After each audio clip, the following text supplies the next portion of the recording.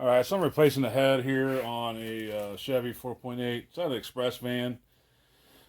And what happened is it had a busted spark plug. I put a time cert in it about 6 months ago, and he said it ran great. And I knew there was something wrong with this head when I replaced the time cert in it because the spark plug was damaged real bad. And there's the time cert right there that I put in. It's still fine, but he called me and said it was still running real bit rough. So I ended up pulling the head off. This is what I found. It's got a cracked valve. Let me see. Turn the light on here. Oh, that's going to really help. It's got a cracked valve. You can kind of see it right here.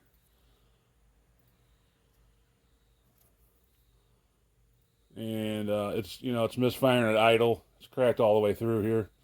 It's misfiring at idle. So I went ahead and got a new head.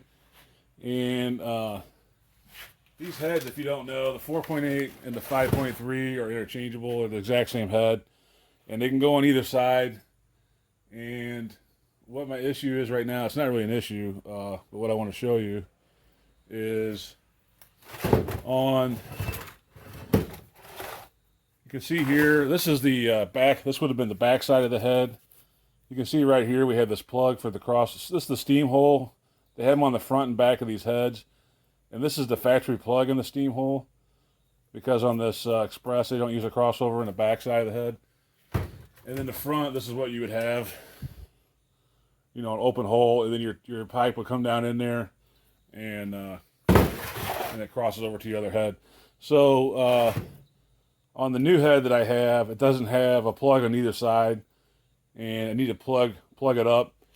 And this might be common knowledge to some, but anyway, I just want to go over it in case you're at home and you're doing something like this, doing a head swap on your LS engine or base engine and 4853, and you go to the junkyard or wherever and get a head, and your steam holes are not, it's plugged or not plugged where you need it to be. This is the plug you can get from GM.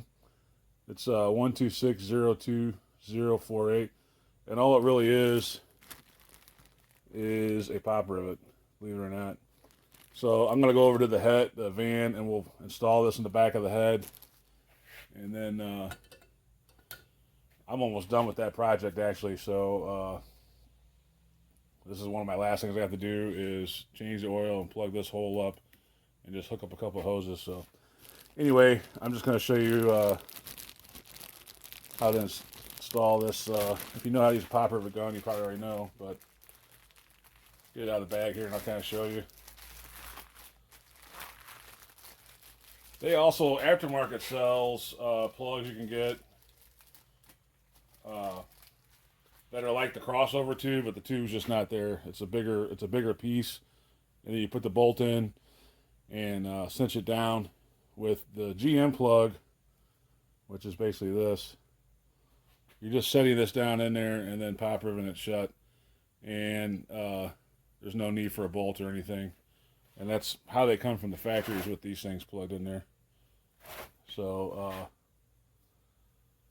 anyway, I am going to go out to the van, show you that, and then we'll end it out. All right, so we're inside the van here. Here's the hole we're trying to plug up. On these, like I said before, on these vans, we don't use this hole. So all you're going to do is just put the rivet in the gun, and we're going to slide it down. Slide in the hole, just like that, and then pull the trigger on the gun. That should seal it off. All right, and then once you close your pop rivet, sorry, I had to put you down because I was trying to do it with one hand. It was just not going to happen. So once you close your pop rivet gun, it should pop off that stem, and then you have a nice little plug here. Now I don't know if these are a special kind of pop rivet or not, but they're like $6 at the dealer, so I wouldn't bother trying to put a normal pop rivet in there. So anyway, that's it. That's how to plug these steam holes on these GM 4.8s and 5.3s. Like I said, there is aftermarket alternatives that has the whole thing that goes down. Then there's a plug. Then you put a bolt in. They're probably more. I didn't look at the price. I think they're about 15 bucks or so. So they're about twice the price of these. The only advantage to those is if you have the hole open and you're doing performance stuff, or you want to add steam hole later or move the head around or whatever reason, it's not a permanent. With this, you'd have to drill it out. So if you get the aftermarket one, it's not as permanent as this. But this is a work van. It's not going to be. We're not going to be pulling this head off and doing performance stuff to this down the road. So this is perfectly. This is what the factory does, and this is what we're going to do in this van. So anyway, that's how to plug a steam hole on a 4.853 V8 Chevy engine. Thanks for watching. God bless, and hopefully we'll see you down the road.